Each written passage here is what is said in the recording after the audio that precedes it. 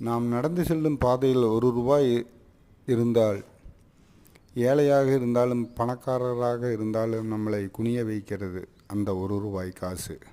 நான் சிறிய குறிப்புகளை படிக்கும் பழக்கம் உண்டு.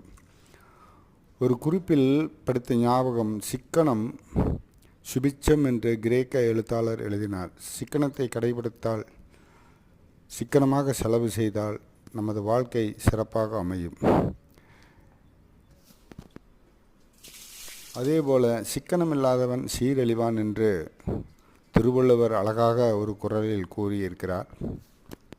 நீ சந்தோஷமாக சிரித்துக்கொண்டு மகிழ்ச்சியுடன் இருந்தால் உன் அருகில் இறைவன் இருக்கிறான் என்று ஞானத்தில் சொன்னார் சுவாமி விவேகானந்தர். அதையே ஏழையின் சிரிப்பில் இறைவனை காணலாம் என்று பேரறிஞர் அண்ணா சொன்னார்.